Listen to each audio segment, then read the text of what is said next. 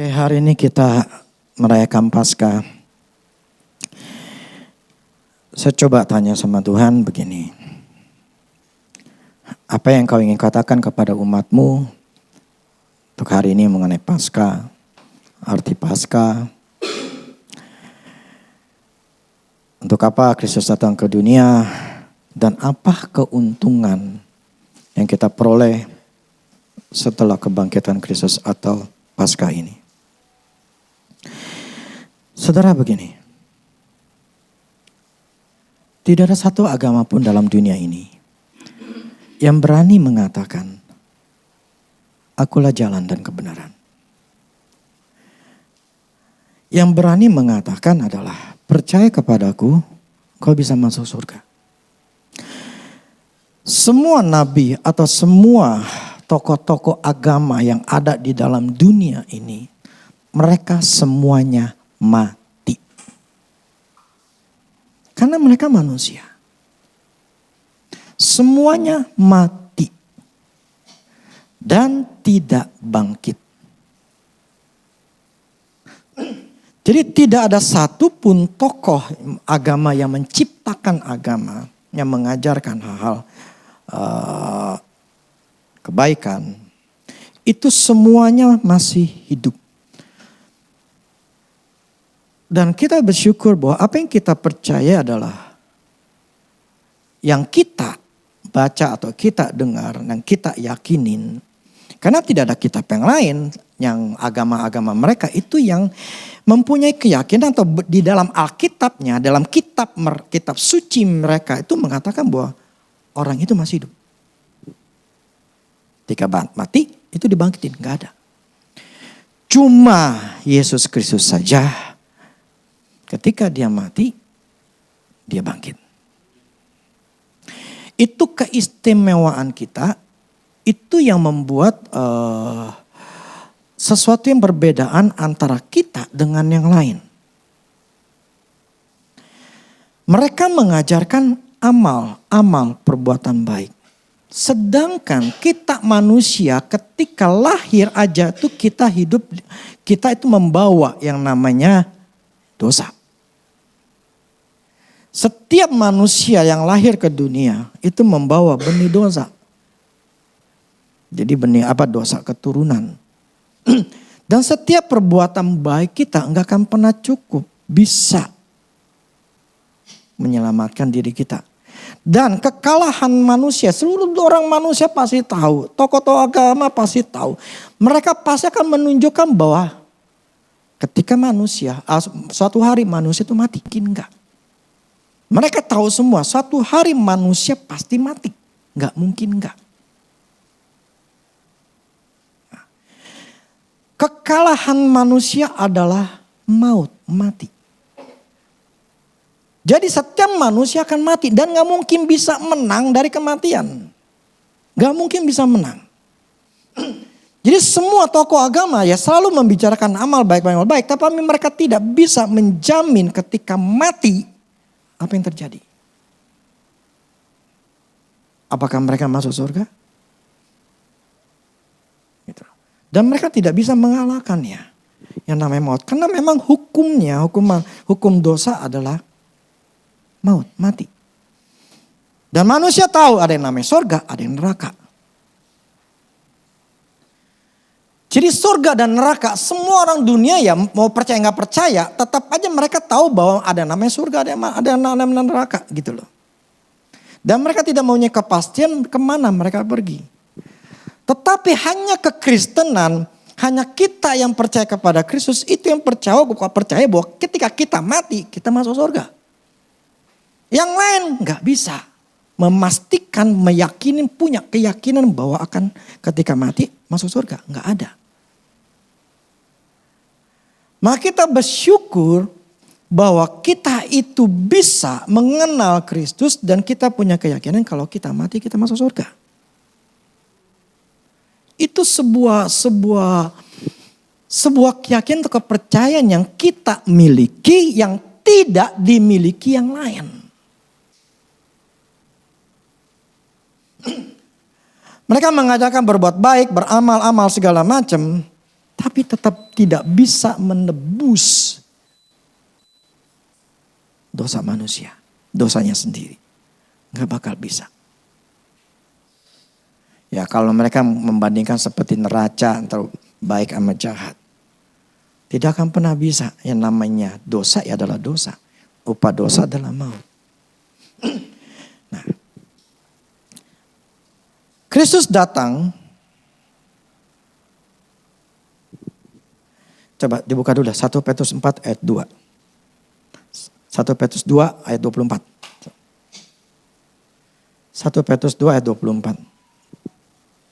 Ia sendiri telah memikul dosa kita di dalam tubuhnya di kayu salib. Supaya kita yang telah mati terhadap dosa hidup untuk kebenaran, oleh bibirnya kamu telah sembuh. Saya menekankan ini. Ia sendiri telah memikul dosa kita di dalam tubuhnya di kayu salib. Dosa-dosa kita dipikul atau ditanggung di kayu salib. Supaya kita mati terhadap dosa untuk hidup oleh kebenaran. Saya ingin mempercepat aja. Istilah gini. Dosa-dosa kita ditanggung oleh Tuhan di kayu salib. Jadi dia mengampuni dosa-dosa kita. Dia memberikan pengampunan kepada kita karena kita manusia hidup dalam dosa. Tapi ketika kita percaya sama Kristus, nah dikatakan bahwa dia yang nanggung semua dosa-dosa kita. Yang seharusnya kita dihukum, tapi itu ditanggung di kayu salib. Nah,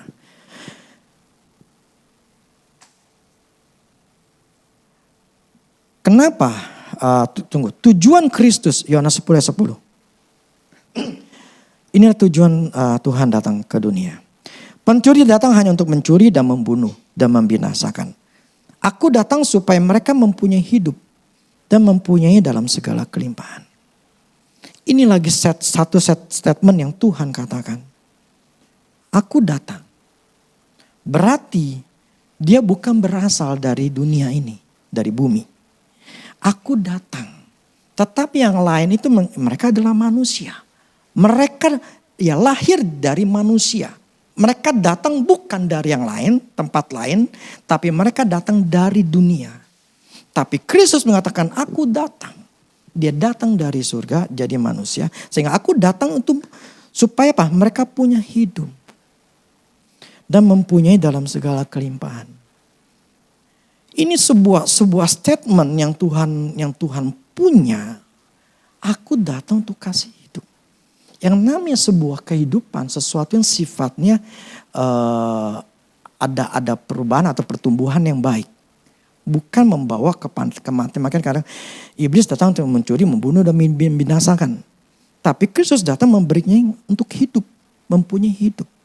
Sebetulnya di dalam hidup kita ini adalah yang harus kita punyai. 5 aspek hidup kita semuanya harus hidup. Bukan mengalami kematian, mengalami kesengsaraan. Karena Kristus datang untuk memberikan hidup bahkan mempunyai dengan segala kelimpahan. Semuanya bukan pas-pasan tapi kelimpahan. Sesuatu yang bukan sifatnya adalah ya pas-pasan atau minim gitu loh. Nantilah saya bahas itu lain kesempatan. Ketika kita percaya kepada Kristus, coba 1 Petrus 1 ayat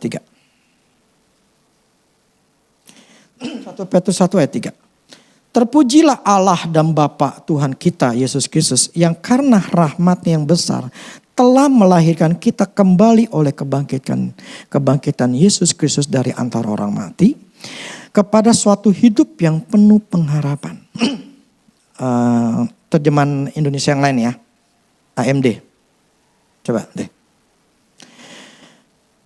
Pujilah Allah Bapa dari Tuhan kita Yesus Kristus. Ia sangat mengasihani kita sampai Ia memberikan hidup yang baru kepada kita melalui kebangkitan anaknya dari kematian. Karena itu kita boleh pasti dalam harapan kita. Karena harapan kita berdasarkan Yesus yang hidup. Jadi Petrus mengatakan begini. Kristus itu mengasihi kita. Ya, Terpujilah Bapa Allah Bapa kita mengasihi kita. Nah, dia kasihin kepada kita, dia kasih hidup baru kita melalui kebangkitan Kristus. Gitu loh. Nah, kita boleh pasti dalam harapan kita karena harapan kita berdasarkan Yesus yang hidup. Bukan berdasarkan Yesus yang mati gitu loh. Bukan berdasarkan tokoh agama yang mati. Tetapi kita punya pengharapan karena kebangkitan Kristus. Hanya mati di kayu salib itu 3 hari kemudian dia bangkit. Itu dasar kita. Kita punya kepercayaan Yesus gua hidup. Dan mereka yang lain tidak bisa mengatakannya. Nabi mereka hidup. Kagak. Inilah sebuah sebuah keyakinan atau sebuah keistimewaan kita gitu loh. Dengan Paskah untuk membuat kita tuh disadarkan kembali bahwa kalau Kristus enggak mati dan bangkit, Paulus katakan sia-sialah kepercayaan kita. Firman-Nya. 1 Korintus 15 ayat 14.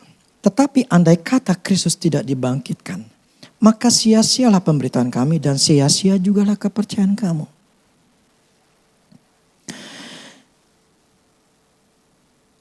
Kristus dibangkitkan, itu membuat kita, kepercayaan kita, keyakinan kita tuh gak sia-sia. Jadi adalah orang yang bodoh kalau mereka murtad. Keselamatan yang pasti cuma hanya di dalam Kristus. Gak ada yang lain. Mereka hanya mengatakan mudah-mudahan. Dan mereka mengatakan harus berbuat amal ini itu. Kemudian akan masuk nirwana lah. Entar akan jadi inkarnasi lah. Tapi di sini kita di dalam kekristenan percaya sama Kristus. Ketika kita mati, kita akan masuk ke surga. Amin. Itu satu keyakinan yang tidak pernah dibuatnya yang lain. Cuma Kristus yang berani ngomong dan memberikan kepastian keyakinan. Maka kalau ada orang yang murtad, berarti itu orang memang gak punya pengertian atau pewahyuan mengenai kematian Kristus, kebangkitan Kristus.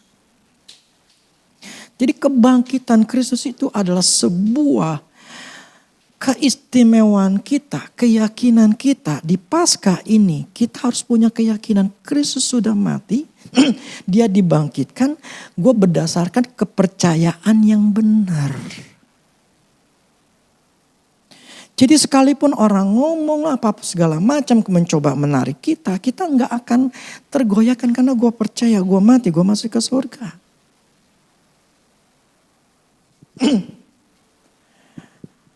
Amin. Roma 8 ayat 24 sampai 25. Sebab kita diselamatkan dalam pengharapan. Tetapi pengharapan yang dilihat bukan pengharapan lagi. Sebab bagaimana orang masih mengharapkan apa yang dilihatnya. Tetapi jika kita mengharap apa yang tidak kita lihat, kita menantikannya dengan tekun. Sebab kita diselamatkan dalam pengharapan. Jadi gini. Kita belum lihat, ya toh, kita mati nanti kemana? Maksudnya secara fisik, kita nggak tahu. Tapi yang ada kita cuma percaya, ya toh, kita percaya bahwa kalau mati gue masuk ke surga. Hanya berdasarkan apa? Firman Tuhan, apa kata Tuhan di Alkitab. Nah itu adalah pengharapan kita, pengharapan yang kita belum lihat, tetapi kita tahu bahwa itu pasti terjadi. Gitu loh. Jadi pengharapan yang ada di dalam diri kita itu yang harus kita pegang, bahwa firman Tuhan itu adalah ya dan amin. Makanya kalau kita bicara iman, berdasarkan kepercayaan, kita nggak bisa memaksa orang untuk percaya kepada Tuhan gitu loh, Tuhan Yesus. Tapi kita yang sudah percaya sama Tuhan Yesus, kita kan gak ngelihat Tuhan Yesus secara fisik. Apa kita pernah ngelihat sorga? Enggak kan? Apa kita pernah ngelihat ya Tuhan Yesus ya? Apa kita pernah ngelihat Allah Bapa? Kan kita gak pernah lihat. Tapi kenapa kita percaya?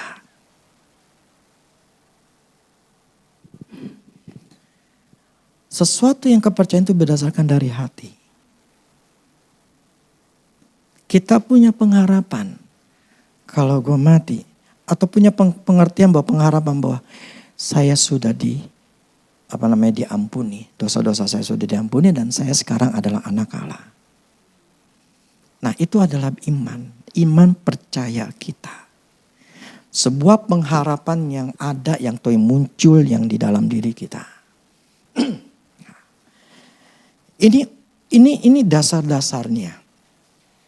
Supaya kita ngerti bahwa keselamatan perlu kita benar atau tidak, yang tidak perlu diragukan. Karena kita sudah punya keyakinan saya sudah diampuni, saya diselamatkan dan saya akan masuk surga kalau mati. Amin? Percaya? Nah, masalahnya begini.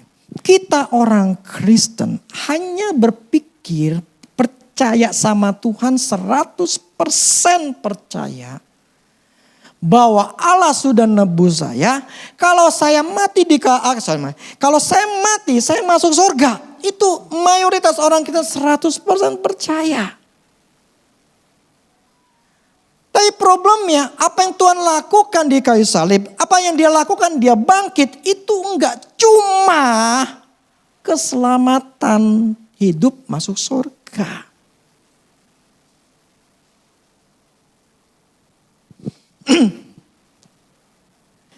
Tetapi kebanyakan kita jadi berpikirnya bahwa mempunyai perpikiran berbeda. Kalau keselamatan gue percaya, tetapi untuk masalah hidup saya atau masalah-masalah lain gue masih nggak yakin gitu loh, bahwa Tuhan apakah gitu loh. Orang Kristen mayoritas percaya bahwa Allah itu berkuasa. Amin. Allah itu berkuasa atau punya kuasa, punya kemampuan. Ya. Kita baca Alkitab bagaimana Tuhan Yesus menyembuhkan, membangkitkan orang mati juga, menyembuhkan orang buta, bebaskannya. Kita percaya 100%. Tapi ketika itu masalah dalam hidup kita, yang terjadi dalam hidup kita, kita mempunyai pertanyaan.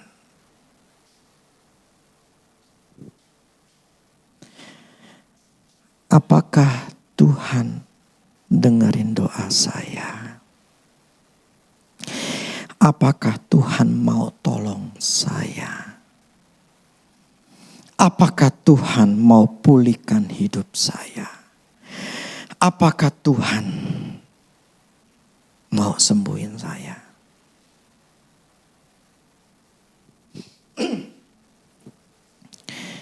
Taunya dari mana?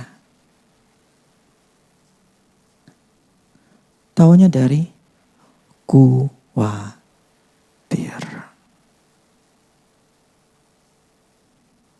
Bingung. Nggak punya keyakinan. Nah itulah yang menjadi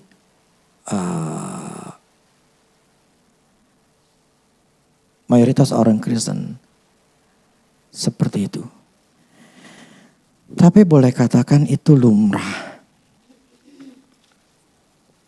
Karena pengajaran-pengajaran yang dari dulu selalu mengajarkan adalah untuk kita meminta kepada Tuhan. Sehingga tidak melihat apa yang Tuhan sudah lakukan di kayu salib. Kebangkitan Tuhan itu tujuannya untuk apa? Tapi kan firman mengatakan begini. Ini orang yang selalu meminta. Buktinya orang buta. Dia berteriak sama Tuhan. Tuhan tolong saya, anak tolong saya. Nah kan Tuhan Yesus lagi lewat. Dia dengar wah Tuhan Yesus datang nih. Dia teriak kan. Ketika dia teriak nggak didengar juga. Tuhan nggak mungkin karena ribut atau segala macam ya. Dia teriak makin kencang lagi. Muridnya bilang, diam lu, diam berisik. Bukan muridnya, mau tahu orang sekitar ya. Berisik, karena kan berisik banget gitu loh. Dia teriak-teriakan gitu. Sampai Tuhan dengar kemudian, siapa tuh? Panggil orang tuh orang. Ditanya, mau apa? Mau sembuh. Nah karena orang kadang gak percaya, sembuh. Tutup mata. Akhirnya tuh orang sembuh. Nah itu buktinya. Orang buta ini berteriak loh, berseru-seru sama Tuhan. Lumrah dong kalau kita orang Kristen berseru-seru sama Tuhan. Karena orang buta yang berseru-seru sama Tuhan, minta sama Tuhan sampai Tuhan denger. Nah itu fakta loh Alkitab yang mengatakan begitu. Berarti gak masalah loh kita berteriak setiap hari sama Tuhan, berseru-seru sama Tuhan supaya Tuhan denger.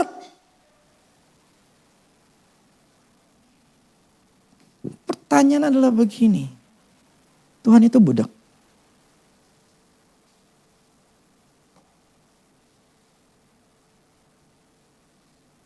Bukannya budak, supaya dia tuh dengerin kita. Lah kalau dengerin kita berarti kita nganggap buat Tuhan itu gak mau dengerin kita. Budak. Ya mungkin Tuhan lagi kemana gitu loh. Lagi semedi. Ya kita panggil dia supaya dia dengerin doa kita gitu loh.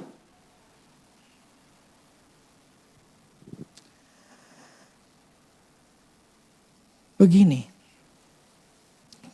Kejadian waktu buta, orang-orang buta ini. Pertanyaan saya begini. Dia menganggap Yesus adalah Tuhan atau tidak? Maksudnya dia mempercayai Yesus adalah Tuhan pada saat itu? Yang saya maksud gini, Kristus saat itu belum mati di kayu salib, belum dibangkitkan, belum jadi Tuhan. Tuhan dalam arti orang mempercayai dia sebagai Tuhan. Karena dia mati bangkit gitu loh.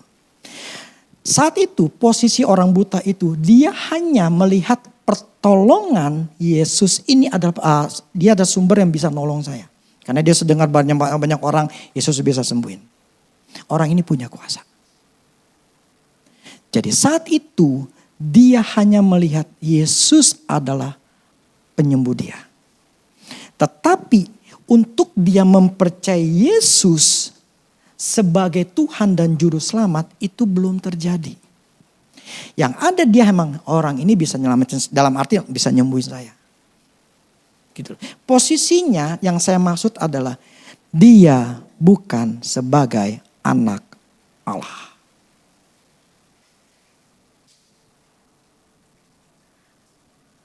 Posisi kita sebagai anak Allah ketika Kristus bangkit, dia ada di bumi 40 hari, kemudian dia naik ke sorga, dan kemudian dia berikan Roh Kudus. Ketika kita diberikan Roh Kudus, itulah saat itulah kita diangkat sebagai anak Allah. Posisi orang buta dan yang lain, janda yang berteriak-teriak yang Tuhan seperti anjing segala macam, itu pun posisinya bukan sebagai anak Allah. Oh jelas bedanya.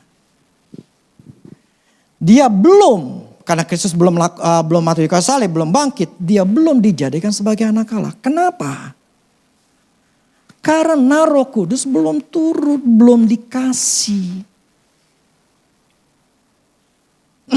Jadi posisinya saat itu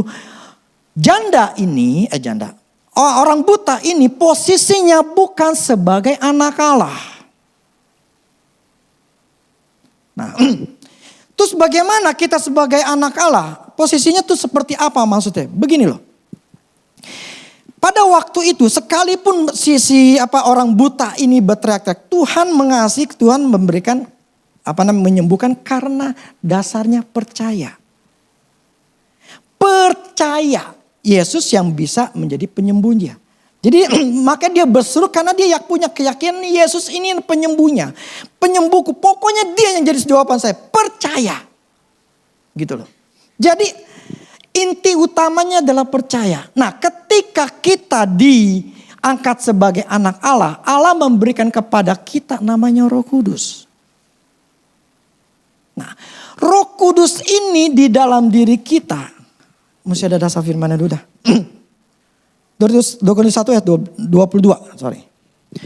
Memeteraikan tanda miliknya atas kita dan yang memberikan Roh Kudus di dalam hati kita sebagai jaminan dari semua yang telah disediakan untuk kita. Jadi ketika kita menjadi milik Kristus, percaya sama Kristus, dimateraikan, diberikan Roh Kudus di dalam hati kita. Sebagai apa? Jaminan, garansi dari semua yang telah disediakan untuk kita. Oke, Roma 8 ayat 11. Dan jika roh dia yang telah membangkitkan Yesus dari antara orang mati, diam di dalam apa? Di dalam Kristus atau di dalam saya? Dalam kita. Jadi gini, jika roh dia, rohnya Allah yang membangkitkan Kristus diam di dalam kita. Jadi roh yang sama yang membangkitkan Kristus dari antara orang mati itu ada di dalam diri kita. Firman yang ngomong, bukan yang saya gitu loh. Nah, maka ia yang telah membangkitkan Kristus Yesus dari antara orang mati akan menghidupkan tubuhmu yang fana itu oleh rohnya yang diam di dalam kamu.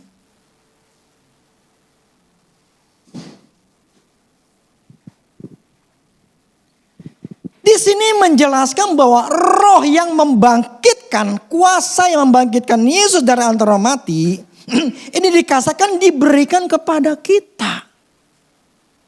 Loh, apa mungkin roh yang bisa bangkitin Yesus dalam diri kita? Lah ini firman yang ngomong, bukan yang saya.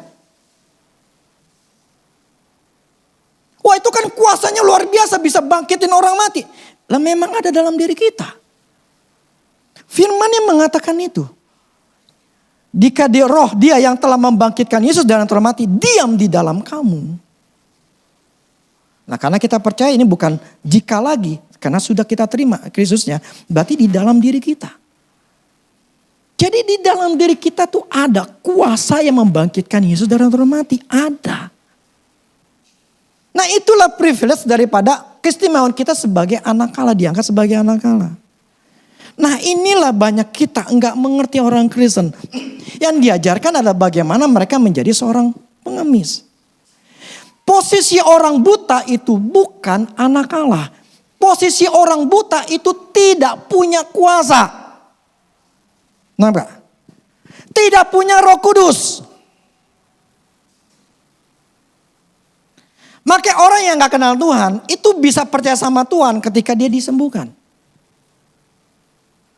Tapi ketika kita jadi orang Kristen percaya sama Kristus, beda. Tetap intinya sama, satu, percaya. Percaya enggak? Ada kuasa dalam diri kita yang bisa membetulkan, memulihkan hidup kita. Percaya enggak kuasa dalam diri kita, ini kuasa yang bangkitkan saudara mati itu ada dalam diri kita untuk nyembuhin tubuh kita. Gitu loh. Percaya enggak ada kuasa di dalam diri kita, power to get wealth. Kuasa untuk memperoleh kekayaan dalam diri kita, percaya enggak?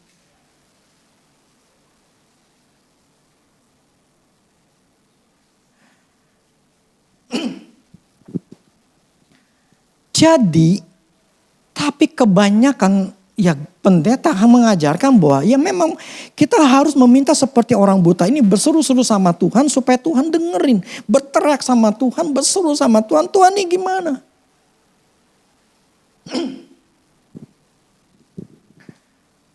Salah enggak? Enggak salah kalau menurut gini loh. Kalau mau ngelakuin gitu ya terserah gitu loh. Tetapi enggak ada hasil. Karena prinsipnya cuma satu, percaya. Orang yang berarti meminta-minta terus sama Tuhan, padahal dia sudah diberikan kuasa. Padahal sudah diberikan yang namanya apa yang Tuhan sudah sediakan. Dia masih tetap teriak. Berarti dia gak percaya bahwa Tuhan sudah sediain. Maka hasilnya nol. Yang saya ingin katakan begini. Kebangkitan Kristus Paskah harus kita ngerti. bahwa sebetulnya ketika dia bangkit dan dia masuk ke surga, dia berikan semua otoritas kuasa itu dalam diri kita. Yang tadi Roma 8:11, Roma 8 ayat 11, coba baca lagi sekali lagi. Dan jika roh dia yang telah membangkitkan Yesus dari antara orang mati diam di dalam kamu, maka ia yang telah membangkitkan Kristus, ini Allah Bapa yang telah membangkitkan Kristus Yesus dari antara mati akan menghidupkan juga tubuhmu yang fana. Itu apa? Melalui rohnya yang diam dalam kamu. Yang diam di dalam diri kita. Jadi Tuhan memberikan semua, tadi kan sebagai jaminan dari semua yang telah disediakan itu ada di dalam diri kita. Jadi jawaban hidup kita bukan di sorga lagi. Loh, di mana? Di dalam diri kita, di dalam Roh Kudus.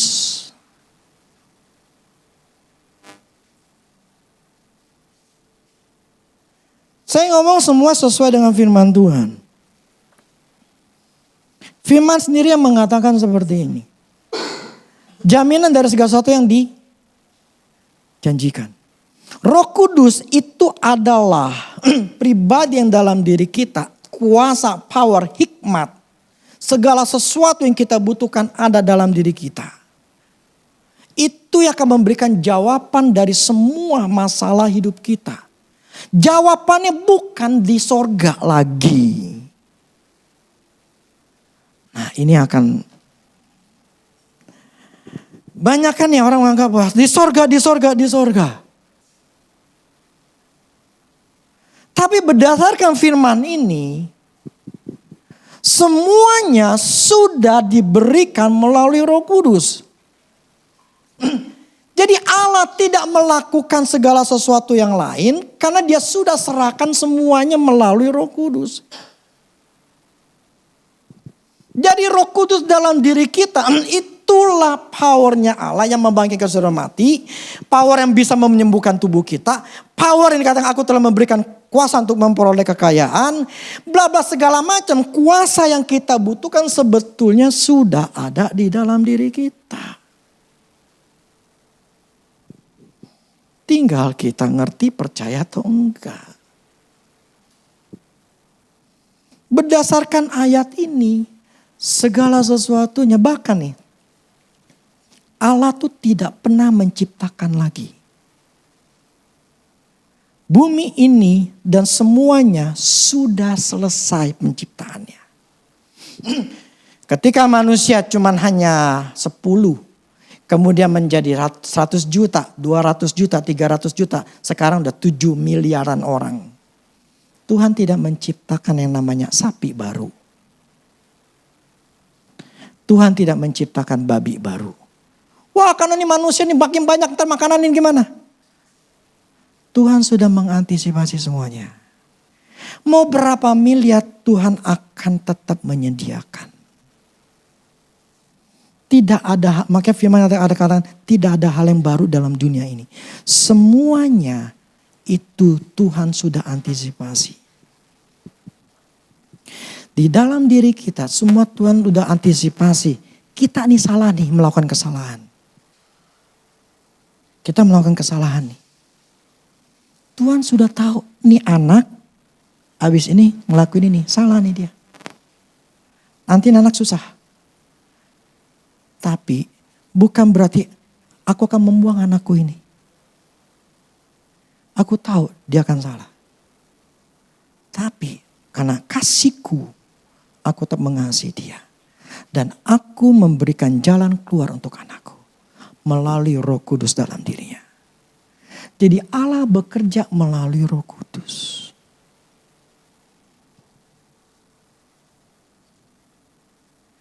Segala sesuatu dalam hidup kita itu semuanya sudah ditaruh di dalam diri kita. Roh Kudus. Kita butuh hikmat. Ada dalam diri kita. Nggak usah jauh-jauh. ke surga. Kagak, di sini. Di hati kita.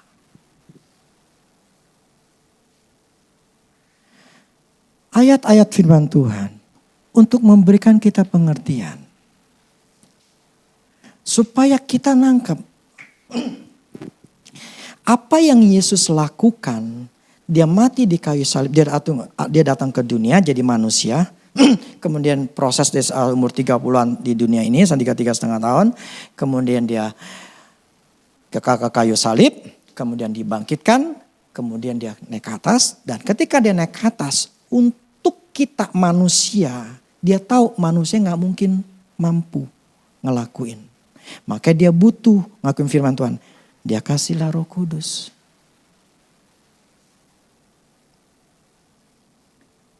Roh Kudus itulah sebagai wakilnya Allah untuk semua kebutuhan kita. Supaya apa? Supaya manusia ini mengandalkan roh yang ada di dalam dirinya. Maka firman kan dia menyertaimu senantiasa. Karena dia ada di dalam dirimu. Jadi di dalam diri kita ada Roh Kudus. Tujuan Yesus bangkit dari kebangkit itu. Supaya dia ngasih kita Roh Kudus. Nah, Roh Kudus dalam diri kita inilah yang sering kali orang Kristen enggak tahu. Tidak menyadari, tidak peduli akan posisi Roh Kudusnya itu. Yang tadi saya katakan, menghidupkan tubuhku yang fana, menghidupkan tubuhmu yang fana oleh itu melalui rohnya. Ini yang dulu saya katakan, kita bisa ngomongin. Dalam nama Yesus, Roh Kudus kau ada di dalam diriku. Engkau roh yang mampu menghidupkan tubuhku yang fana ini. Tubuhku yang masalah.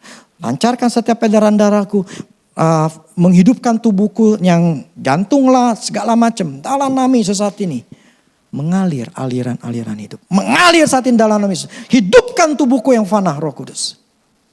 Nah, itu kita bisa lakukan karena ada dasar firman-Nya.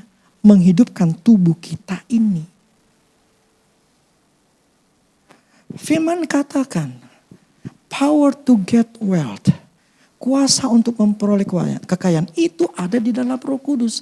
Kita bisa Roh Kudus dalam nama Yesus. Aku percaya ada kuasa di dalam kau. Di dalam diriku ada namanya power to get wealth. Power untuk memperoleh kekayaan. Ada di dalam diriku. Roh Kudus, aku percaya. Tapi otak kita gimana percaya? Apa faktanya gue memperoleh kekayaan? Lah gue masih kerjaan ini belum bisa, mengerjain itu gak bisa. Ini masih begini, masih begini. Pokoknya gini loh. Otak kita. Gini, Roh Kudus di dalam diri kita sudah diberikan. Problemnya itu masalah pengertian kita, otak kita yang belum nyampe. Nah, untuk bisa mendapatkan apapun, kekuatan kuasa yang dalam diri kita, kita harus punya pengertian demi pengertian. Yang membuat kita mempunyai kepercayaan yang semakin meningkat dan meningkat. Yang membuat kita tidak bisa menerima janji Allah karena ada penolakan antara tidak percaya dan percaya. Saling bertentangan satu sama lain. Nah, ini ada di otak kita. Medan peperangan itu di otak kita. Tapi kalau kita mengerti, percaya bahwa di dalam diriku ada kuasa untuk, firman katakan boleh bilu-bilunya aku sembuh. Ada kuasa untuk memperoleh kekayaan. Ini ada di dalam diriku. Aku percaya, tapi otak kita masih gak percaya. Kita harus berusaha untuk merenungkan sampai otak ini menjadi semakin hilang ketidakpercayaannya. Dan kita mulai menjadi oke, gue percaya. Jadi kita meningkatkan kepercayaan kita menjadi 100%. Keyakinan kita 100%. Ketika kita menyaksikan 100%, yes, gue percaya, gue bisa. Saya ke contoh begini. Saya waktu itu lagi filter udara motor Mio saya. Saya udah beli. Saya tahu mesti ganti nih. Nah, ketika saya mau ganti, Ada dua, saya mau ganti filter udara sama oli. Nah ketika filter udara, ketika satu motor, gue yakin gue bisa buka kok. Gampang. Udah saya buka aja, buka buat, pasang, selesai. Tapi ketika filter saya mau ganti oli, saya mikir, gue belum pernah ganti oli nih. Gue gak yakin, nanti gue takutnya salah. Ini ada dua nih, yang bagian atas dan bagian bawah. Ini mana yang benar? Karena selama ini kan saya ganti oli suruh ke bengkel. Cuman kali ini saya mau bikin ganti sendiri gitu. Ini gimana caranya? Jadi saya tidak berani buka itu oli. Apa yang saya lakukan? Saya lihat dulu di YouTube. Cara buka oli Mio gimana? Bersyukurlah sekarang ada YouTube. YouTube itu banyak pengetahuan yang kita bisa dapat gitu. Nah, akhirnya setelah saya tahu, oh bukanya begitu gampang banget ini mah. Ya sudah saya buka, selesai. Yang saya maksud begini. Ketika saya punya keyakinan, saya nggak punya keraguan. Saya bertindak, buka, selesai, beres, berhasil. Problemnya kita orang Kristen adalah kita nggak punya keyakinan apakah Tuhan mau tolong saya. Kita nggak punya keyakinan bahwa ada kuasa dalam diri kita. Kita nggak punya keyakinan bahwa ini bisa, bahwa ini mampu, gue bisa sembuh, gue bisa berhasil, bla bla segala. Nggak punya keyakinan. Karena nggak punya keyakinan, mau ngelakuin bisa nggak ya? Gue nggak ngerti nih, gue nggak tahu nih. Nah itu sama ketika saya buka filter udara. Saya dengan penuh keyakinan, saya yakin pasti bisa. Tapi ketika saya mau ingin buka oli, saya nggak punya keyakinan. Artinya apa? Keyakinan itulah yang membuat kita melangkah dan berhasil. Kalau kita nggak punya keyakinan, kita nggak bisa punya tindakan yang membuat kita berhasil. Amin. Jadi Allah sudah memberikan segala sesuatunya. Satu lagi David. Roma 8:32.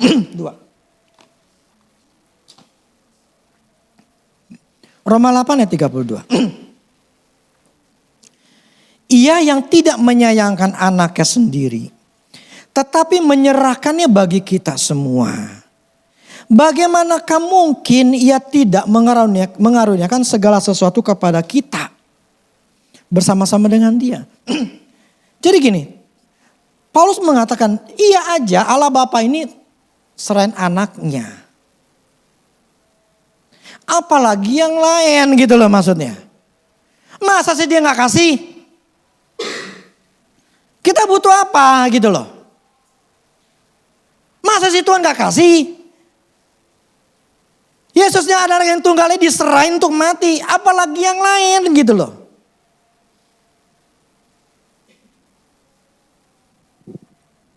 Nah inilah banyak orang Kristennya jadi bertanya-tanya sama Tuhan. Apakah Tuhan mampu, apakah Tuhan bisa, apakah Tuhan bersedia gitu loh.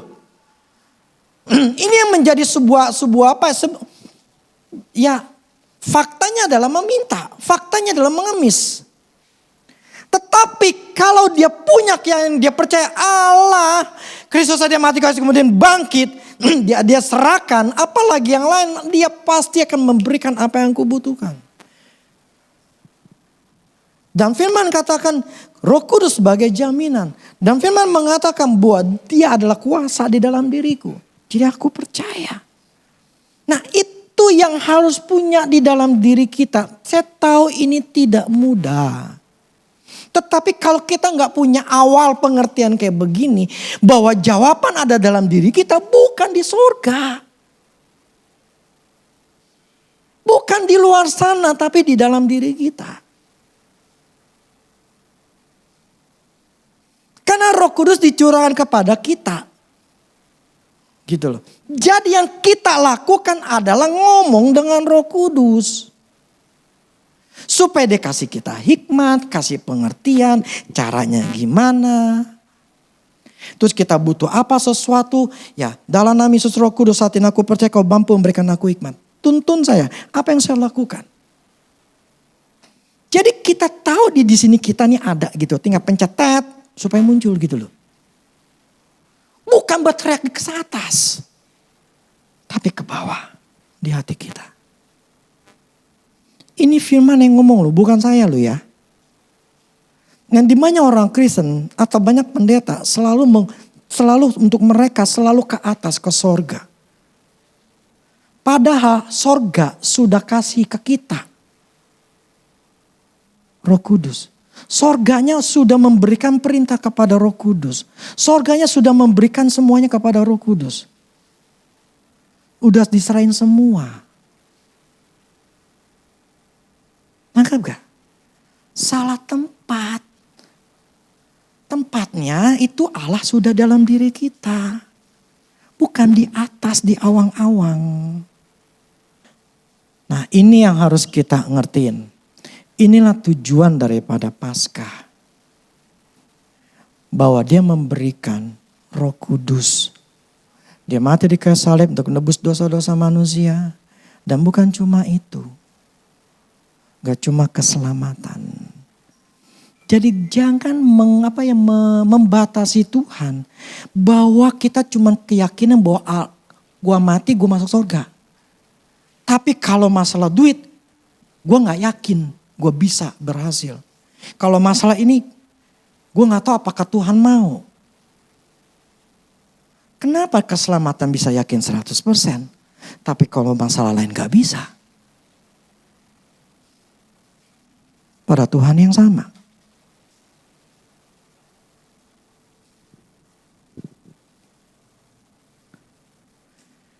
Ini yang harus kita gali. Ini yang harus kita renungkan. Jadi kita harus punya pola pikir yang berbeda. Semua jawaban ada di dalam diriku. Yaitu di dalam Roh Kudus. Saya butuh apapun juga, semuanya ada di dalam diriku.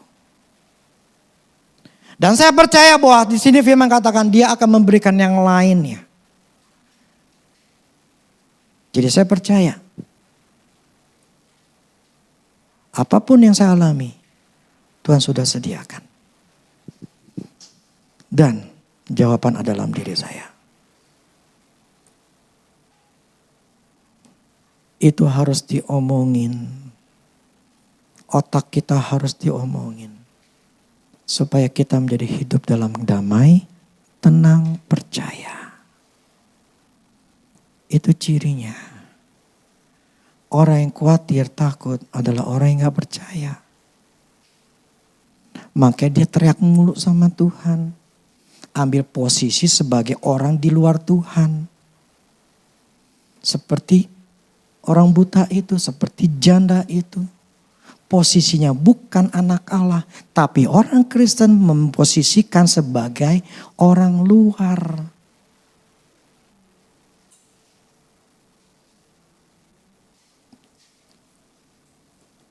Tahu gak posisi orang luar? Contoh gini. Misalnya orang si siapa? Edwin. Si Edwin ke bawah. Kok saya minta air ya? Diizin dulu gak? Izin kan? Kalau Marvel mau minum, diizin sama saya gak? Enggak kan? Karena dia posisi sebagai anak saya. Itulah perbedaan dari para orang anak Allah dengan orang yang bukan sebagai anak Allah. Yang sebagai anak Allah sekarang jadi pengemis. Tapi posisi kita sebagai anak seharusnya tahu inilah posisi gue sebagai pengemis. Sebagai anak Allah itu seperti apa. Nah inilah orang Kristen banyak yang gak tahu dan gak ngerti dan tidak mau tahu. Pokoknya minta aja sama Tuhan. Pokoknya berdoa minta aja sama Tuhan. Minta setiap hari supaya Tuhan denger. Tapi disuruh untuk percaya, untuk menggali firman Tuhan, untuk belajar, untuk mengetahui apa Roh Kudus itu gimana cara kerjaan. Aduh, udah yang paling enak minta. Makanya hidupnya gak berubah. Mencari di luar, jawabannya di dalam. Tuhan tidak bisa melanggar firman-Nya. Dia sudah berikan segala sesuatu dalam diri kita. Jawaban dalam diri kita. Jadi apapun tanya dalam diri kita. Bukan nanya di luar. Karena Roh Kudus ada dalam diri kita posisinya. Kita mau jualan, kita mau kerja, kita mau apapun juga. Itu semuanya yang paling pinter itu adalah melalui Roh Kudus. Jangan merasa diri kita lebih pinter daripada Roh Kudus. Kenapa kita nggak bertanya dulu sama Tuhan? Kenapa kita nggak meminta hikmat dulu sama Tuhan? Tapi kita kan lebih sok jago gitu loh. Gue bisa. Kita ambil keputusan sendiri tanpa minta hikmat Tuhan. Karena kita merasa kita lebih pintar. Ketika salah baru sadar. Iya gue salah.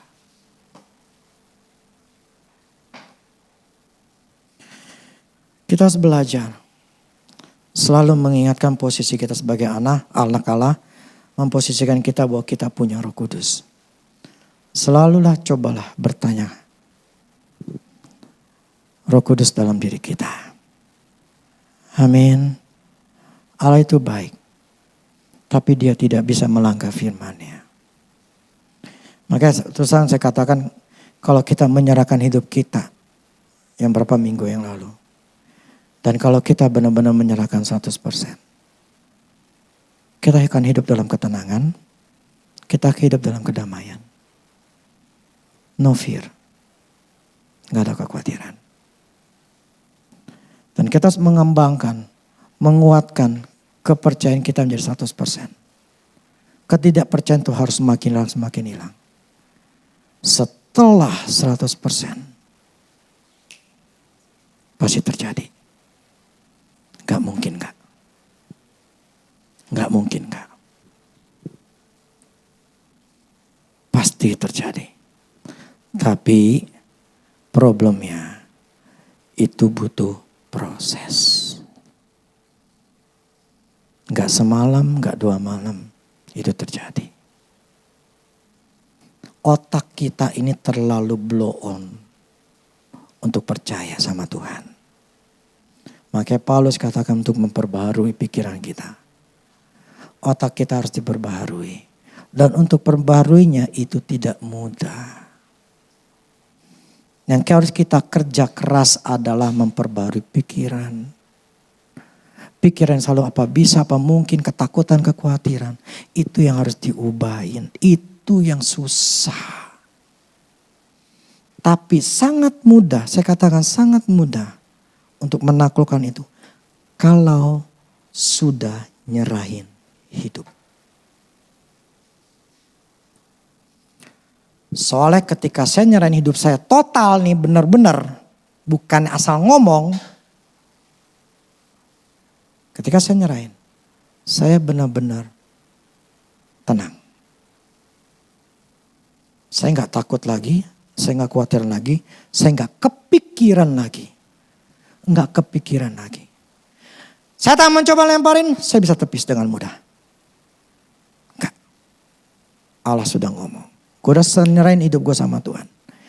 Tidak akan pernah kekurangan aku. Tapi kalau kita belum nyerahin 100%. Selalu dan selalu ada serangan. Bikin pusing. Pasti keblenger. Aduh. Pasti takut, pasti khawatir. Karena yang saya tahu waktu kemarin atau beberapa minggu. Tidak semua dari kamu itu nyerahin secara total.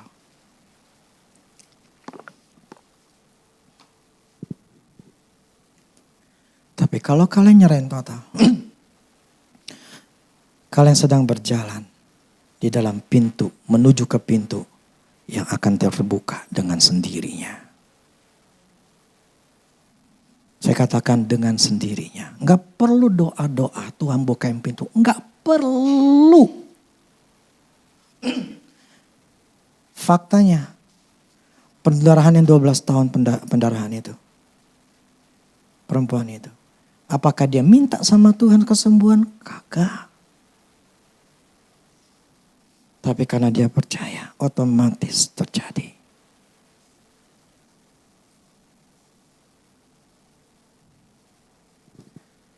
Jadi yang harus kita lakukan adalah bagaimana kita bisa menyerahkan hidup kita total 100% sama Tuhan.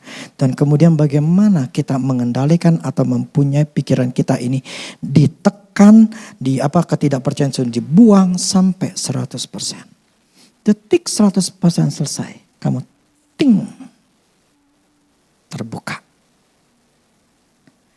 Perempuan benar yang katakan, asal aku jamah. Prosesnya adalah dia harus ngelewatin banyak orang karena ramai sekali. Dia harus ngelewatin dengan keadaan lemah. Dia harus goyang. Perempuan kemudian dengan keadaan lemah begitu. Dia harus berusaha. Tapi ketika dia sentuh. Dia terima. Jadi ketika proses ketika kita mendapatkan 100%. Langsung berkat turun. Terbuka pintu. Tanpa didoain, tanpa meminta. Problemnya, prosesnya itu yang tidak enak. Butuh waktu, butuh usaha, butuh kesungguhan. Karena memang tidak enak. Dan tidak mudah. Tapi itu worth it. Kalau mau. Ya. Cintailah prosesnya yang ada. Kalau kita dalam proses begini, nikmatin. Jangan pikirin janjinya Tuhan. Enggak usah. Oh Tuhan, saya minta sih. Enggak perlu. Enggak perlu. Udah prosesnya yang ada adalah bagaimana kita tetap percaya. Bagaimana hari ini gue tetap percaya. Besok gue tetap percaya. Besok lagi gue tetap percaya. Walaupun diomongin orang-orang apapun juga. Gue tetap percaya. Minggu depannya gue tetap percaya. Walaupun gak kelihatan gue tetap percaya. Begitu seterusnya berbulan-bulan. Kita gak tahu berapa lama. Tapi ketika waktunya 100% terus dapat. Tapi sangat sedikit sekali orang yang bisa mencapainya.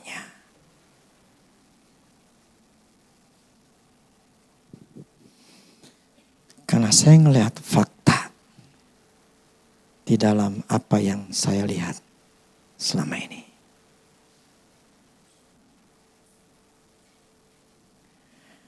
Kebanyakan gugur di tengah jalan.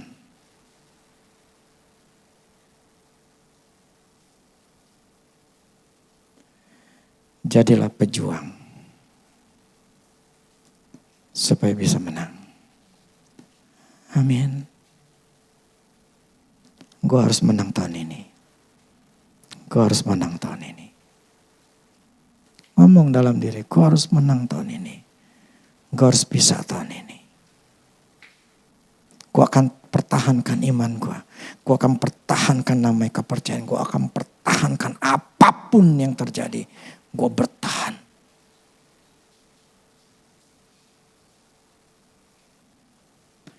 Kalau itu tekad sudah ada.